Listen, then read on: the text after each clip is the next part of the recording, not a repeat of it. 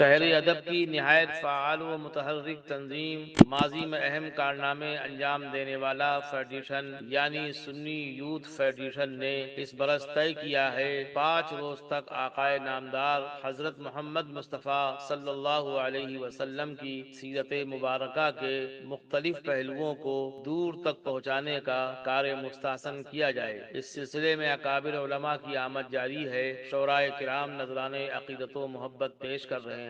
اور اہل محلہ اپنے قلوب کو ان کے کلام سے، علماء کے واعظ حسنہ سے منور کر رہے ہیں۔ پیش ہے لرن آن لائن ود فیضان خان کی آنکھوں دیکھی رپورٹ۔ السلام علیکم، آپ سبھی کا استقبال ہے اس محفل نور میں۔ یہ نورانی محفل اس لیے ہے کہ اس میں دنیا کی اس شخصیت کا ذکر ہے جو سب سے عظیم، محترم و مقدس ہے، اور جس کے اوپر دنیا کے سب سے قابل تعظیم و تکریم کتاب یعنی الکتاب جسے کہا گیا کلام اللہ، اس کو نازل کیا گیا۔ اسی حوالے سے ہم لوگ پچھلے گزشتہ 4 روز سے یکجا ہو رہے ہیں۔ آج 5واں دن ہے اور یہ اختتامی مرحلہ ہے۔ بلکہ یہ ختم نہیں ہوگا پروگرام، یہ ملتوی ہوگا اگلے سال کے لیے۔ ہر سال ہم لوگ ربیع الاول میں اسی طرح 5 دن کے لیے یکجا ہوں گے، بیٹھیں گے، اور یہ اعلان ہے اس بات کا کہ 5 دن اگر حاجی خالد صاحب اپنے گھر پہ پروگرام کر سکتے ہیں تو محلے کے دوسرے افراد کو بھی توفیق ہونا چاہیے۔ اگر وہ ایک دن بانٹ لیں تو کم از کم 11 ربیع الاول تک یہ مستحسن سلسلہ بغیر کسی بوجھ کے، بغیر کسی تھکاوٹ کے چلتا رہے۔ حاجی مشرف صاحب کل تشریف لے آئے تھے، ان کا استقبال کیا گیا۔ ماضی کے حوالے سے بہت سی اچھی باتیں انہوں نے بتائیں اور یہ بتایا کہ سنی یوتھ فیڈریشن نے ماضی میں کیا کار نمایاں انجام دیے ہیں۔ وہ کام جو علماء بحسن خوبی نہیں کر پا رہے تھے، اپنی خانقاہوں اور مسندوں پہ بیٹھے ہوئے تھے، وہ کام ان بغیر داڑھی کے نوجوانوں نے کیا تھا۔ اب اتفاق سے اس میں تینوں نوجوان نہیں ہیں، یعنی یہ نوجوانوں کے باپ ہیں۔ تو میں نے ان سے کہا اپنی زندگی میں نوجوانوں کو سامنے کیجئے، ورنہ کل آپ کا نام لیوا کوئی نہیں ہوگا۔ اس لیے کہ اگر بعد کی پیڑھی نہ کھڑی کی گئی،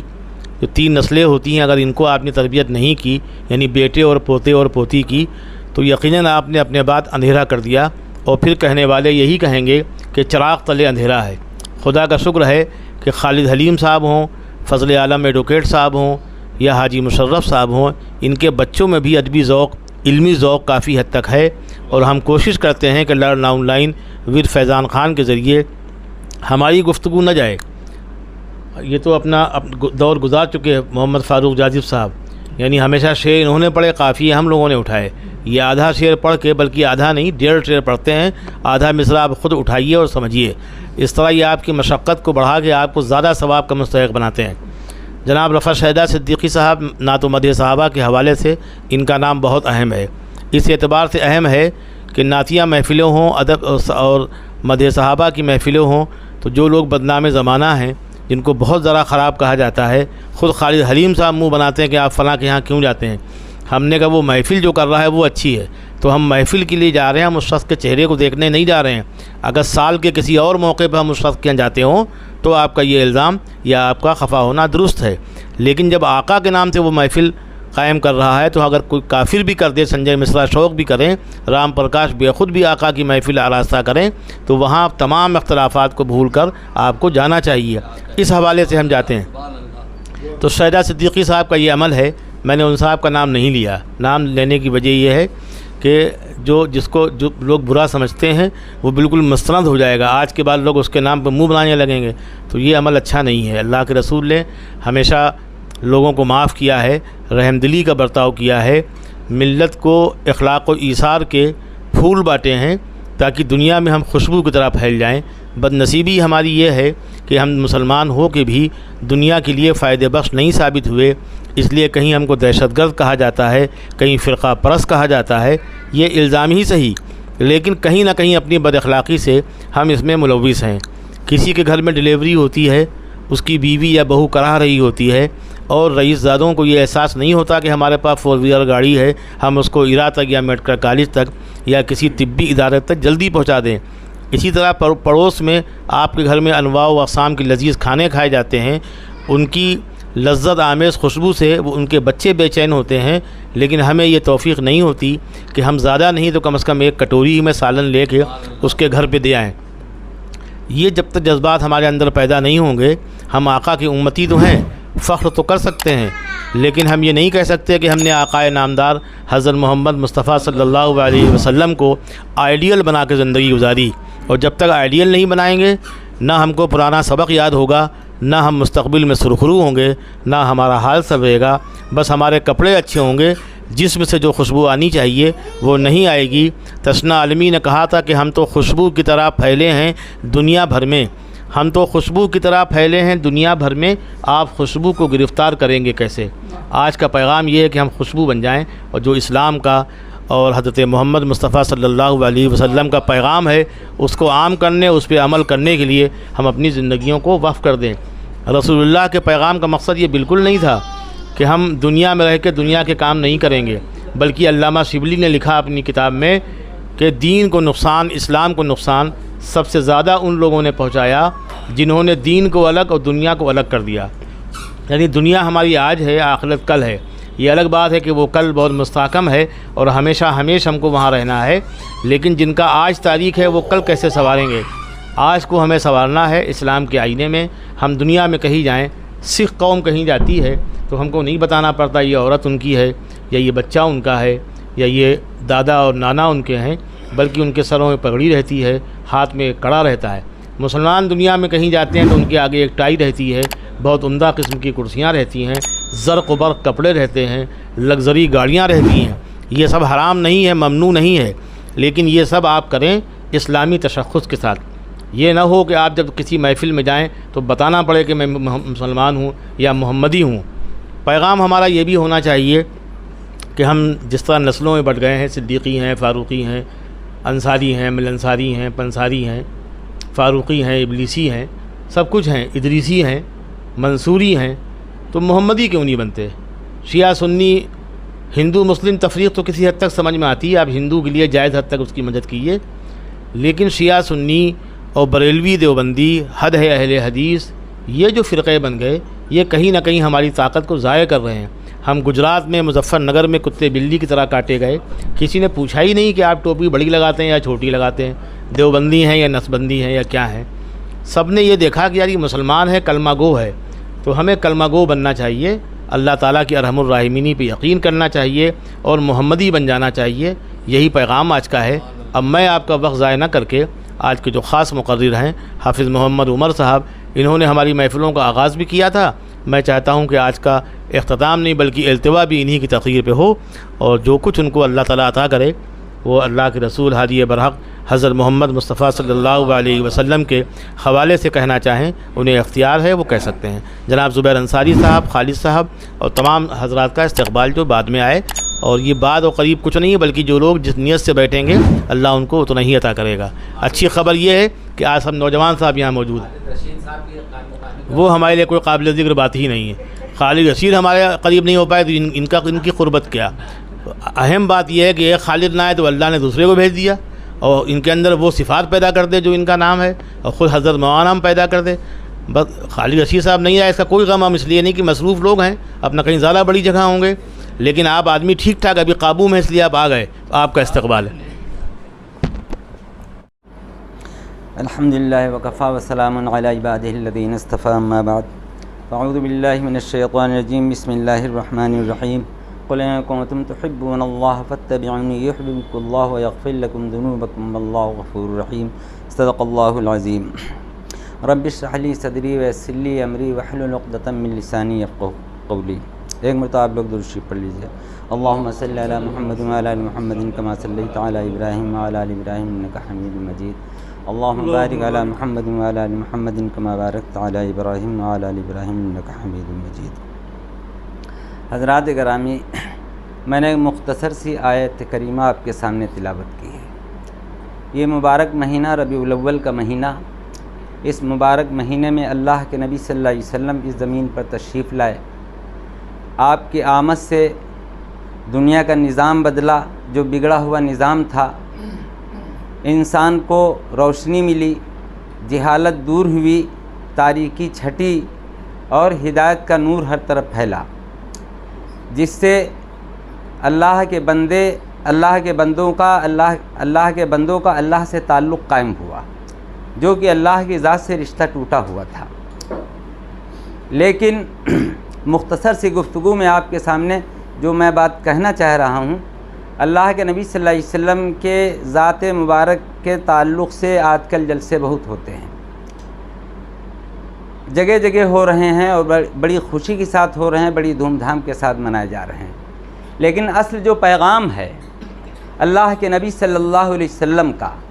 اس کی طرف سے ہم لوگوں کے وہاں غفلت اور بے توجہی برتی جا رہی ہے۔ اللہ کے نبی صلی اللہ علیہ وسلم کی ذات گرامی، آپ کی ایک صفت جو انیس بے کساں بھی ہے، آپ غریبوں، یتیموں، مفلسوں، لاچاروں، بیواؤں کے کام آتے تھے، یہ آپ کی ایک صفت ہے۔ دوسری صفت یہ ہے، اللہ کے نبی صلی اللہ علیہ وسلم جو معصوم عن الخطا ہیں، پیغمبر آخر الزماں ہیں، رحمت للعالمین ہیں، اللہ تعالیٰ نے آپ کو سارے جہانوں کے لیے رحمت بنا کر کے بھیجا ہے، آپ شافع محشر ہیں۔ یہ تمام تر خوبیوں کے باوجود بھی اللہ رب العزت سے سب سے زیادہ ڈرتے تھے۔ حدیث کے اندر آتا ہے آپ کی خدا ترسی کا یہ عالم تھا کہ ہر وقت آپ کے اوپر اللہ تعالیٰ کی خشیت، اللہ تعالیٰ کا ڈر آپ کی ذات کے اوپر غالب رہتا تھا، اور اس کا اثر آپ کی نمازوں سے ظاہر ہوتا تھا۔ آپ جب نماز پڑھتے تھے، حضرت مغیرہ بن شعبہ رضی اللہ تعالیٰ عنہ روایت کرتے ہیں کہ آپ جب نماز میں کھڑے ہوتے تھے تو آپ کے پیروں پہ ورم آ جاتا تھا۔ یہ اس نبی کی پوزیشن ہے، یہ اس نبی کا حال ہے، اور ہم آپ چونکہ اللہ کے نبی صلی اللہ علیہ وسلم سے نسبت رکھتے ہیں، تعلق رکھتے ہیں، آپ کے امتی ہیں، تو آپ کے جانشین ہیں، اور آپ کا جو مشن، آپ کا پیغام ہے، ہم اس کے داعی ہیں، اس کے علم بردار ہیں، تو ہم خود اس صورت کے اندر اپنا جائزہ لیں اور دیکھیں کیا یہ محبت رسول کا یہی تقاضا ہے جو آج ہماری صورتحال ہے۔ نمازیں نہیں پڑھتے ہیں، نمازوں کے ساتھ انتہائی لاپرواہی برتتے ہیں، جبکہ اللہ کے نبی صلی اللہ علیہ وسلم جو بخشے بخشائے ہیں، خود نماز کی کتنی پابندی کرتے تھے، نمازوں کا کتنا انہماک تھا، نمازوں کے لیے آپ تڑپتے تھے۔ حدیث کے اندر آتا ہے جب آپ ایک نماز پڑھ لیتے تھے، دوسری نماز کے لیے آپ منتظر رہتے تھے، نماز کے لیے آپ بےتاب و بے چین رہتے تھے۔ یہ اللہ کے نبی صلی اللہ علیہ وسلم کی کیفیت تھی، اور خود اللہ کے نبی صلی اللہ علیہ وسلم نے ارشاد فرمایا، الصلاۃ قرۃ عینی، نماز میری آنکھوں کی ٹھنڈک ہے۔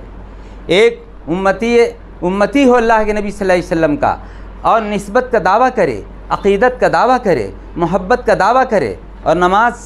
سے بالکل غافل ہو، یہ اس کے ایمان اور اس کی محبت اور اس کی نسبت کے بالکل برعکس معاملہ ہے۔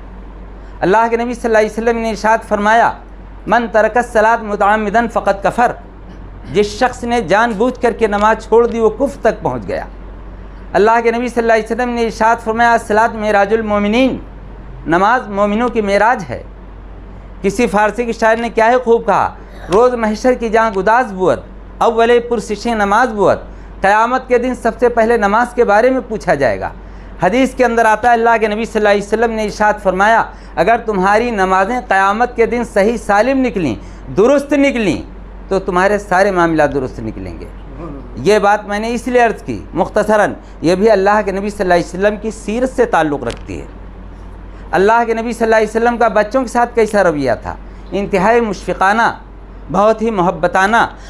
آپ بچوں سے بہت محبت کے ساتھ پیش آتے تھے، خواہ اپنے ہوں یا غیر ہوں۔ اللہ کے نبی صلی اللہ علیہ وسلم کا رویہ بیواؤں کے ساتھ کیسا تھا، بیواؤں کے آپ کام آتے تھے، بیواؤں کے کام کر دیتے تھے، آپ کے پاس جو ضرورت مند آتا تھا آپ اس کی ضرورتیں پوری کرتے تھے، لوگوں کے حالات و معاملات معلوم کرتے تھے، آپ اپنے متعلقین، اپنے احباب اور آپ کے جو جانثار تھے آپ صلی اللہ علیہ وسلم ان کے بارے میں حالات معلوم کیا کرتے تھے، کون کس پوزیشن میں ہے، کون کس حال میں ہے، کون کس صورتحال کے اندر ہے۔ یہ بھی اللہ کے نبی صلی اللہ علیہ وسلم سیرت کا ایک پہلو ہے۔ ہم لوگ آپس میں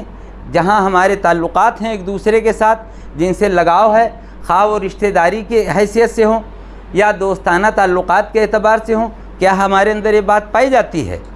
کہ ہم لوگوں کے حالات معلوم کرتے ہیں، کون کس حال میں ہے، کون پریشانی میں ہے، کون غربت میں ہے، کون بیماری میں ہے، کیا یہ چیزیں ہم معلوم کرتے ہیں؟ یہ بھی نبی صلی اللہ علیہ وسلم کی سیرت کا ایک پہلو ہے۔ اور داعی کی حیثیت سے اللہ کے نبی صلی اللہ علیہ وسلم راتوں کو روتے تھے، دعائیں کرتے تھے لوگوں کے لیے۔ تو قرآن نے ایک جگہ نقل کیا ہے، آپ چاہے زمین کے اندر سرنگ لگا لیجئے، چاہے آپ آسمان پر سیڑھی لگا لیجئے، یہ لوگ ایمان لانے والے نہیں، اس آیت کریمہ کا جو مفہوم میں نے بیان کیا اس سے ظاہر ہوتا ہے کہ آپ کی کیفیت کا کیا عالم تھا لوگوں کے لیے، لوگوں کی ہدایت کے لیے، لوگوں کو اندھیروں سے نکالنے کے لیے آپ کے اندر کتنی بےتابی و بے چینی ہوتی تھی کہ آج ہم جو دعوت کا کام انجام دیتے ہیں ہمارے اندر کیفیت پائی جاتی ہے۔ نبی صلی اللہ علیہ وسلم کی سیرت کے اس پہلو کے حوالے سے کیا ہمارے اندر وہ روشنی پائی جاتی ہے؟ ہماری دعوتیں خشک ہیں۔ آج حال یہ ہو گیا ہے، پہلے اللہ کے نبی صلی اللہ علیہ وسلم کے دور میں حضور صلی اللہ علیہ وسلم کی دعوت کی مخالفت تھی، نہ کہ داعی کی مخالفت تھی۔ اللہ کے نبی صلی اللہ علیہ وسلم کی ذات کا جہاں تک سوال تھا، آپ کے اوپر کسی کی طرح کوئی شک شبہ کسی کو نہیں تھا۔ آپ کی صداقت کا، آپ کے اخلاق کا، آپ کے کردار کا، آپ کے اوصاف حمیدہ کا سب کو اقرار و اعتراف تھا، اعتراض تھا دعوت پر۔ لیکن آج اس کے برعکس معاملہ ہے، آج ہماری آپ کی دعوت پر اعتراض نہیں ہے، اعتراض ہے داعی کے اوپر، چونکہ داعی کے حالات سے لوگ واقف ہیں۔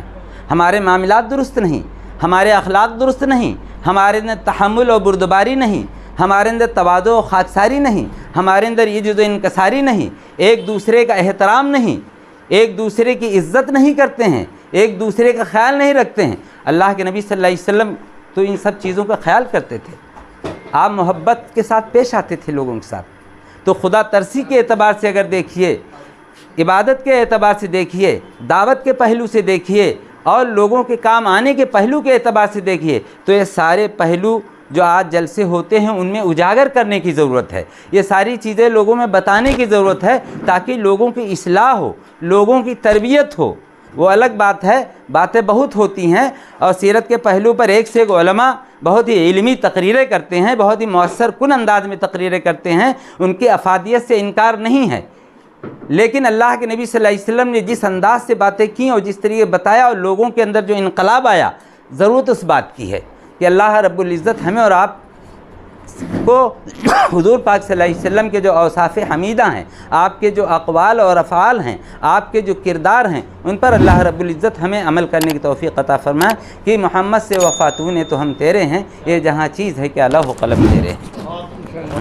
عمر صاحب نے بغیر کسی تیارے کے بہت سی کارآمد اور مفید گفتگو کی، جو واقعی ہمارے لیے مفید ہے، بشرطے کہ اس پہ عمل کیا جائے، اور اپنی بات کو ختم کیا علامہ اقبال کے اس شعر پہ کہ کی محمد سے وفا تو نے تو ہم تیرے ہیں، یہ جہاں چیز ہے کیا لوح و قلم تیرے ہیں۔ سینکڑوں نہیں ہزاروں اشعار کے آنے کے بعد اس شعر کی چمک کم نہیں ہوئی، یہی تھا علامہ اقبال کا اعجاز۔ اور کیوں نہ ہوتا، وہ اللہ کے رسول کے سچے عاشق تھے، نہ دیوبندی تھے نہ بریلوی تھے۔ ان کی جو تعداد تھی دوسری پڑھنے کی وہ اتنی تھی کہ ہم لوگ کئی لوگ مل کے نہیں پڑھ سکتے، اسی لیے ان کو وہ مقام اور وہ منزلت ملا جو ہم لوگوں کو نصیب نہیں ہوا۔ ہماری نعتیہ محافل میں ایک بڑی کمی رہتی ہے کہ ہم درود شریف کو پڑھتے تو ہیں، بہت کم پڑھتے ہیں، لیکن جب بھی نام رسول آئے کچھ نہ پڑھیے آپ تو کم از کم صلی اللہ علیہ وسلم کہیے، اور بہتر کہنا ہے صلی اللہ علیہ وآلہ وسلم کہیے، اور بہتر کہنا ہے درود ابراہیمی پڑھیے، یا جو بھی درود آپ کو یاد ہے وہ پڑھیے ضرور، اس لیے کہ یہی ایک واحد عبادت ہے مسلمانوں کے پاس جس میں کوئی شرط نہیں ہے کہ آپ کس حال میں کہاں کر رہے ہیں، بلکہ اس کے لیے فرشتوں کو معمول کر دیا گیا ہے۔ یہ کہیں نہیں بتایا گیا کلام اللہ پڑھتے ہیں، حدیث مبارکہ پڑھتے ہیں، اس کی تشہیر کرتے ہیں تو وہ اللہ کے رسول یا اللہ تک کیسے اور کہاں پہنچتی ہے، لیکن درود شریف کے متعلق یہ ہے کہ فرشتوں کو معمور کر دیا گیا ہے کہ جیسے ہی آپ کے منہ سے درود شریف مکمل ہوئی ویسے ہی وہ آقا کے حضور لے کے پہنچ گئے۔ تو جو دنیا وجہ تخلیق کائنات ہے، جس کے لیے دنیا کو وجود بخشا گیا، اور تمام انبیاء نے جس کی امت میں ہونے کے لیے خواہش کی، امید رکھی کہ کاش اللہ مجھے اس امت میں پیدا کرتا، میں امت محمدیہ میں ہوتا، اس کے اوپر آپ درود شریف بھیج رہے ہیں اور وہاں تک پہنچایا جا رہا ہے، تو اس سے اچھا عمل کوئی ہو ہی نہیں سکتا۔ تو درود شریف ضرور پڑھیے، خاموشی سے پڑھیے، بالجہر پڑھیے، اس طرح نہ پڑھیے جیسے ایک تیسرا فرقہ پڑھتا ہے کہ اللہم صلی علی محمد، تو نام محمد کو جو لوگ بگاڑ رہے ہیں اللہ ان کے وجود کو بگاڑ سکتا ہے، تو ان کی بھی ہدایت کی دعا کرنا چاہیے اور درود شریف ضرور پڑھنا چاہیے، یہی آج کا پیغام ہے۔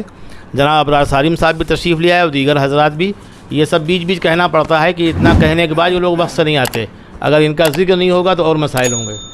تو یہ سب ان کے نفس کو موٹا کرنے کے لیے نہیں بلکہ لوگ دیکھ لیں کہ دیر سے کون لوگ آتے ہیں، اس لیے میں ان کا ذکر سعید کر رہا ہوں۔ لرن آن لائن کی جانب سے آپ سے بس اتنی التجا ہے کہ ہمارے اس پروگرام کو لائک، شیئر اور سبسکرائب ضرور کریں، ساتھ ہی بیل آئیکن دبانا نہ بھولیں جس سے ہماری ہر ویڈیو آپ تک اپلوڈ ہونے کے ساتھ ہی پہنچ سکے۔ شکریہ۔